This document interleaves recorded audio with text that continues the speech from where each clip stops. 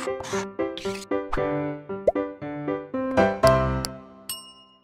Students, welcome back to Blueprint Digital. आज की इस वीडियो में हम प्रोटोकॉर्डेटा यानी कि एक्रैनिएटा के बारे में पढ़ेंगे और इसके अंतर्गत यूरोकॉर्डेटा और सिफेलोकॉर्डेटा के बारे में पढ़ेंगे। वीडियो को स्टार्ट करने से पहले हमारे चैनल को सब्सक्राइब करें और बेल आइकन दबाना न भूलें, जिससे हमारे लेटेस्ट वीडियोस की नोटिफिकेशन आपको प्राप्त होती रहे। अब हम आज के टॉपिक पर आते हैं। सबसे पहले प्रोटोकॉर्डेटा या एक्रैनिएटा जंतु किन्हें कहते हैं? एक्रैनिएटा या प्रोटोकॉर्डेटा कॉर्डेटा के सबसे प्रिमिटिव टाइप के एनिमल्स हैं, जिनमें कॉर्डेट्स के करैक्टर या तो बहुत कम पाए जाते हैं, केवल लार्वल अवस्था में पाए जाते हैं, या फंडामेंटल करैक्टर एडल्ट और लार्वा दोनों में पाए जाते हैं। लेकिन अभी कॉर्डेटा संघ के लक्षण इतने डेवलप इनमें नहीं पाए जाते। इनके जो सदस्य होते हैं वो छोटे होते हैं, साइज इनका बड़ा नहीं होता है, और वो समुद्री होते हैं और मैरीन होते हैं।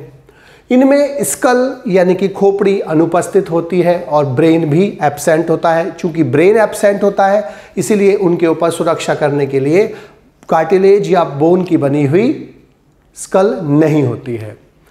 कशेरुकदंड यानी कि वर्टिबल कॉलम इनमें अनुपस्थित होता है, क्योंकि इनमें नोटोकॉर्ड परसिस्ट रहती है, बरकरार रहती है, यानी कि नोटोकॉर्ड के स्थान पर वर्टिबल कॉलम यानी कि कशेरुकदंड अब विकसित नहीं हुआ है। बाह्य कंकाल एक्सोस्केलेटन इनमें एब्सेंट होता है और युग्मित उपांग और जबड़े भी अनुपस्थित होते हैं। ग्रसनीय क्लोम दरारें भ्रूणीय अवस्था में और वयस्क अवस्था दोनों में पाई जाती हैं और नोटोकॉर्ड कशेरुकदंड द्वारा प्रतिस्थापित नहीं होता है, इसीलिए नोटोकॉर्ड बरकरार रहता है, यानी कि वर्टिबल कॉलम यानी कि कशेरुकदंड अनुपस्थित होता है।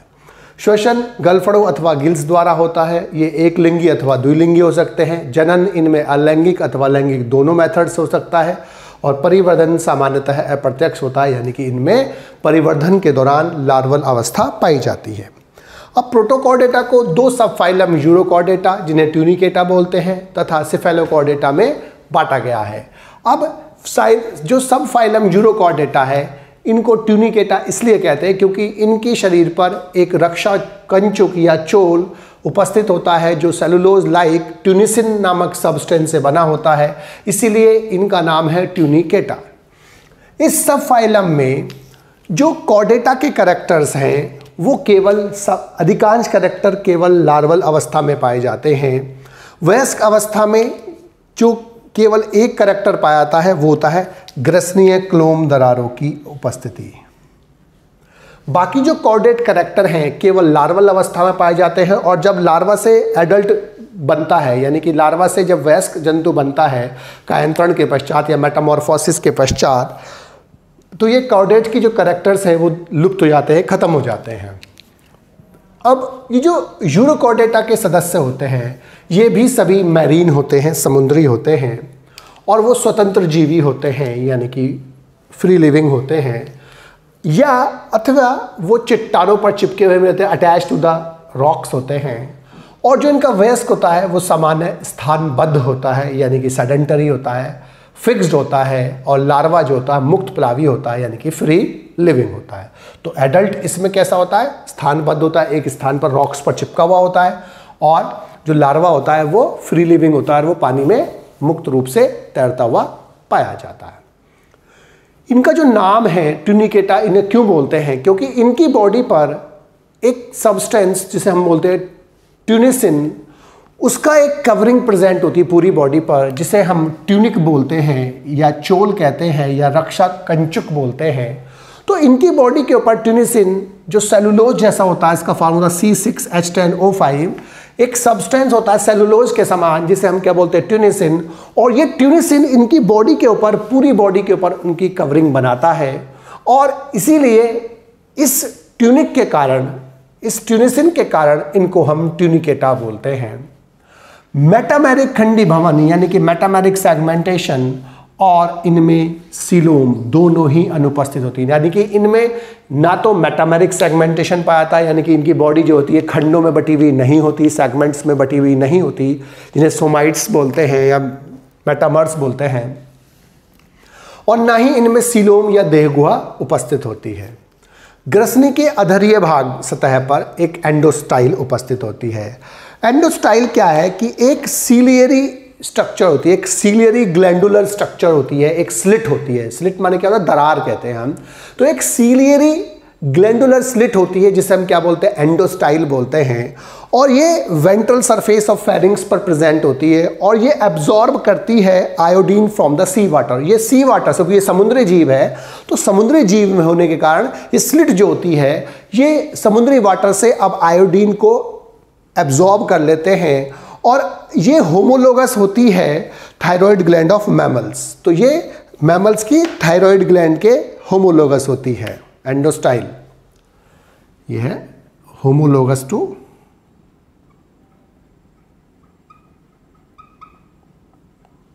Thyroid gland. अब रक्त परिसंचरण तंत्र इनका इंपॉर्टेंट फीचर है, ये भी इंपॉर्टेंट फीचर है इनका। रक्त परिसंचरण तंत्र या रुधिर परिसंचरण तंत्र, ब्लड वेस्कुलर सिस्टम, परिसंचरण तंत्र इनमें खुले प्रकार का होता है और वो विशिष्ट होता है।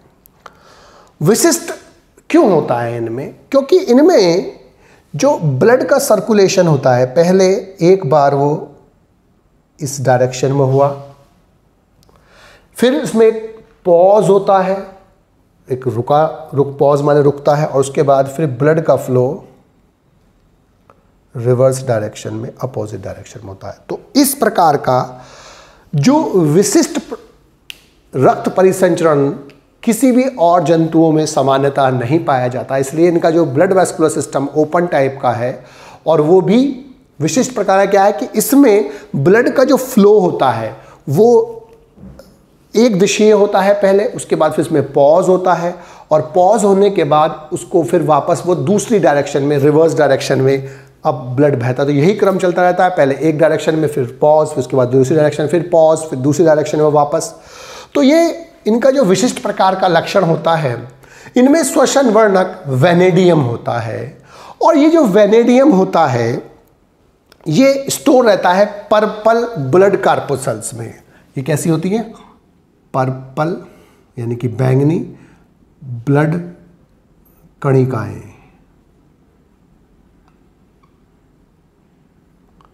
यानी कि बैंगनी रुधिर कणिकाएं, यानी कि पर्पल ब्लड कार्पोसल्स, जिन्हें वेनेडोसाइट्स कहते हैं। वेनेडियम के नाम से ही इसको वेनेडोसाइट्स कहते हैं।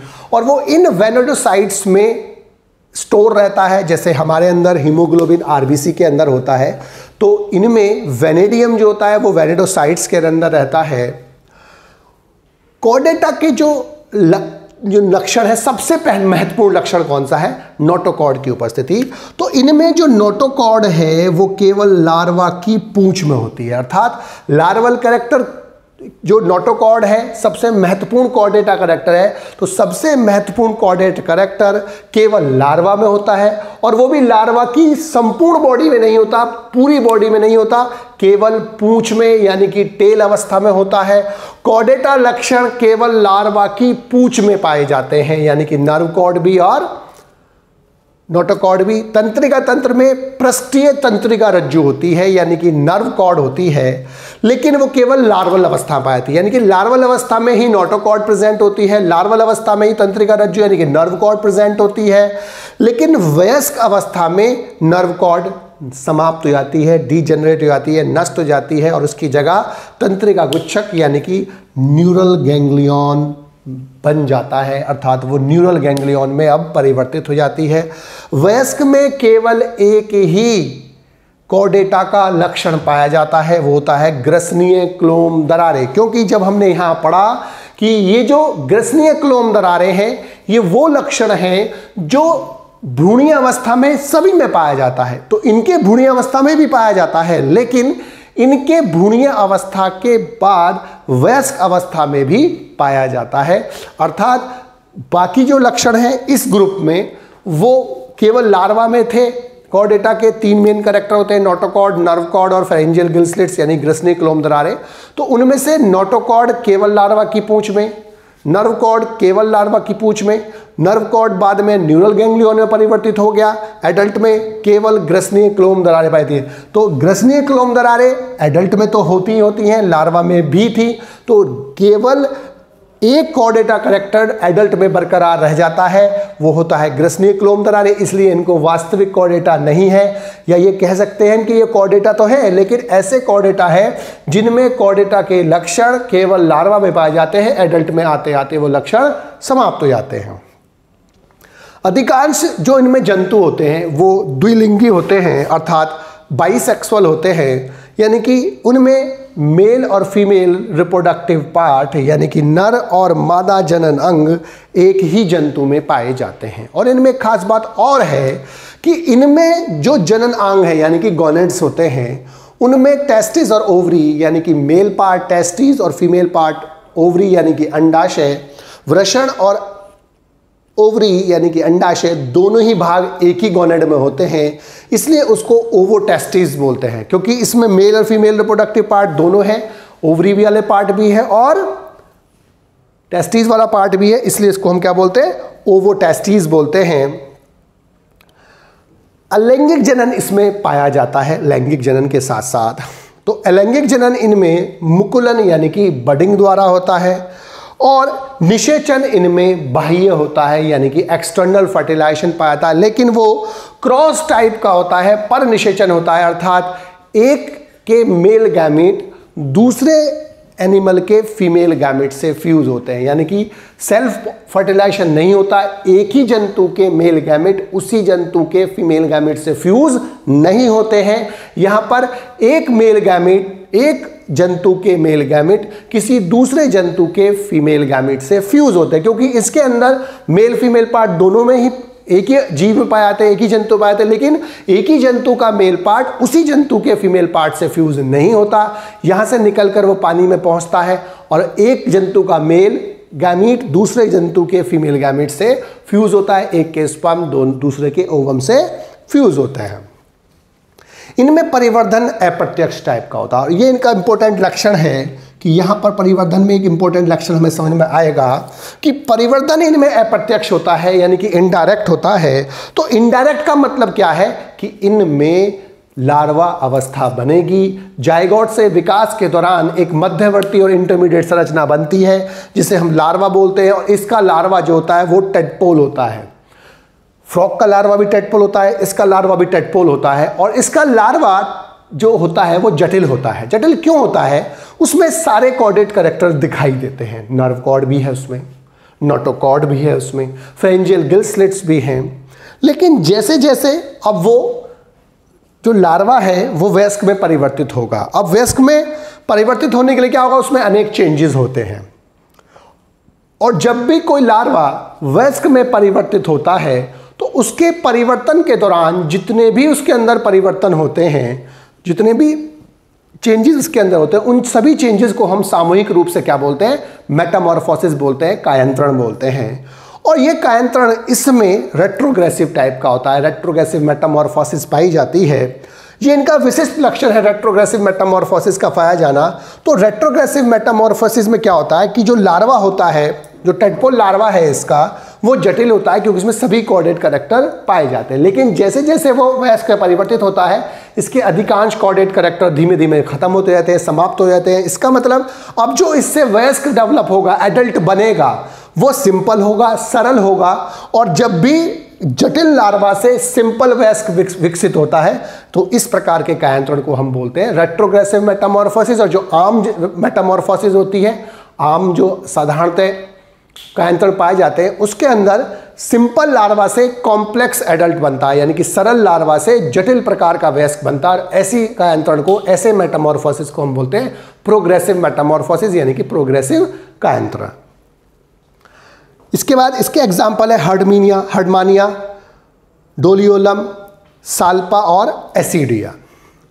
अब जो दूसरा है इसका जो सब फाइलम, उसका नाम है सिफेलोकॉर्डेटा। इसमें खास बात क्या है कि ये पहले ऐसे कॉर्डेट एनिमल्स हैं जिनमें सभी कॉर्डेट कैरेक्टर लार्वा में तो ही होते हैं, लेकिन एडल्ट्स में भी पाए जाते हैं। तो इनका विशिष्ट लक्षण है कि लार्वा तथा वयस्क दोनों में कॉर्डेट के लक्षण उपस्थित होते हैं। तो ये पहले कॉर्डेट्स हैं जिनमें लार्वा अवस्था में भी और वयस्क अवस्था में भी सभी कॉर्डेट कैरेक्टर उपस्थित होते हैं, अर्थात ये पहले वास्तविक कॉर्डेट्स हैं जिनमें सारे कैरेक्टर्स दिखाई देते हैं।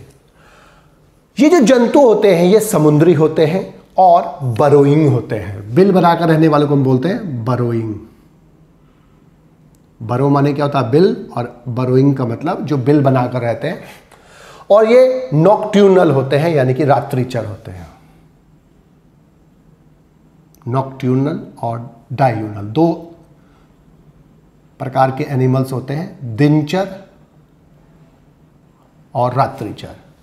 जो एनिमल अपनी एक्टिविटीज, अधिकांश एक्टिविटीज दिन में करते हैं, यानी कि वो दिन में एक्टिव होते हैं, दिन में सक्रिय होते हैं, वो दिनचर कहलाते हैं, डायूनल कहलाते हैं, जैसे ह्यूमंस। लेकिन जो जंतु अपनी अधिकांश एक्टिविटीज रात में प्रदर्शित करते हैं, अर्थात जो रात को सक्रिय होते हैं, रात में एक्टिव होते हैं, नाइट में एक्टिव होते हैं, उन्हें हम क्या बोलते हैं? नॉक्ट्यूनल। तो ये नॉक्ट्यूनल एनिमल्स हैं। आउल नॉक्ट्यूनल एनिमल्स होते हैं। बहुत सारे कार्निवोर्स, यानी कि जो मांसाहारी जंतु होते हैं, शिकारी जंतु होते हैं, वो रात को एक्टिव रहते हैं। तो ये रात्रिचर एनिमल्स होते हैं और इनका शरीर जो होता है वो फिश के समान होता है, यानी कि इनका जो बॉडी होती है वो लेटरली कंप्रेस्ड होती है। लेटरल का मतलब पार्श्व दिशा से कंप्रेस का मतलब सिकुड़ी हुई, दबी हुई, और ये फिश के समान दिखाई देती है। और ये सेगमेंटेड होती है, यानी कि खंडित होती है, यानी कि ये बॉडी खंड्स में बटी होती है, सेगमेंट्स में बटी हुई होती है। यहाँ पर अनसेगमेंटेड बॉडी नजर आती थी। और इनमें हेड यानी कि शीर्ष अनुपस्थित होता है और बॉडी दो भागों में बटी होती है, ट्रंक और टेल में। इनमें एलिमेंट्री कैनाल पूर्ण होती है, कंप्लीट होती है। और इनमें दो तीन चीजें खास बात नजर आती हैं जो और किसी में दिखाई नहीं देती है। तो इनमें एलिमेंट्री कैनाल में जो बक्कल कैविटी होती है, यानी कि जो बक्कल ओपनिंग होती है, तो बक्कल ओपनिंग के चारों तरफ ओरल हुड प्रेजेंट होता है। ओरल का मतलब होता है माउथ के लिए लगाते हैं।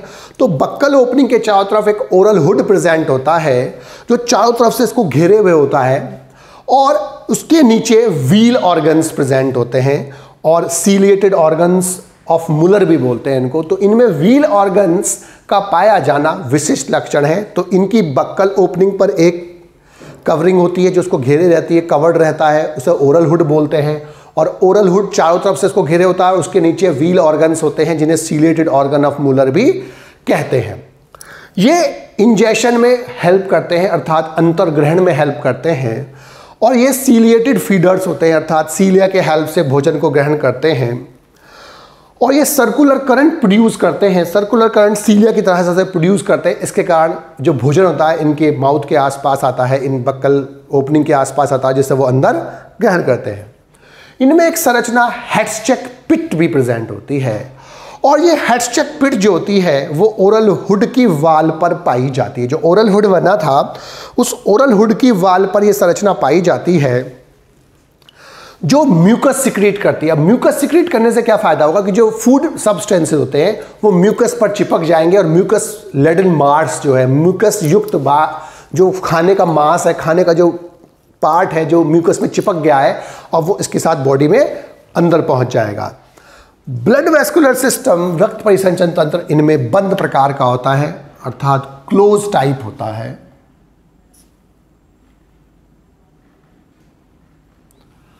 क्लोज टाइप होने पर क्या हुआ कि इनमें जो बॉडी में वेसल्स प्रेजेंट होती हैं जिनमें ब्लड बहता है, इसमें ओपन टाइप का था।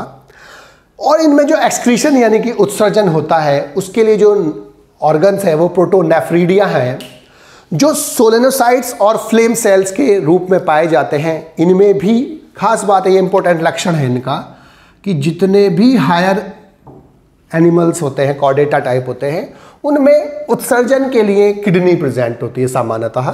लेकिन यहाँ पर प्रोटोनेफ्रिडिया, फ्लेम सेल या सोलेनोसाइट्स नजर आ रही हैं, तो ये नॉन कॉर्डेट्स का करेक्टर होता है। प्लेटीहेल्मिन्थीज में हमने फ्लेम सेल्स पढ़ी, तो यहाँ पर भी फ्लेम सेल्स होती हैं, वहाँ पर भी फ्लेम सेल्स होती हैं, लेकिन हायर एनिमल जो कॉर्डेटा है वो नॉन कॉर्डेट्स से काफ़ी हायर होते हैं। तो ये हायर कॉर्डेट्स में नहीं पाया जाता, यानी कॉर्डेट्स में पाया नहीं जाता है। ये प्लेटीहेल्मिन्थीज यानी कि लोअर ग्रुप के मेंबर नॉन कॉर्डेट्स का लक्षण है। लेकिन यहाँ पर प्रोटोनेफ्रिडिया पाए जाते हैं फ्लेम सेल्स के रूप में और सोलेनोसाइट्स के रूप में, तो इनका उत्सर्जन एक इंपॉर्टेंट लक्षण है, क्योंकि प्रोटोनेफ्रिडिया हायर ग्रुप्स के मेंबर्स में नहीं होता, इसलिए ये कभी कभी पूछ लेते हैं। तंत्रिका तंत्र में पृष्ठीय तंत्रिका रज्जु यानी कि नर्व कॉर्ड प्रेजेंट होता है।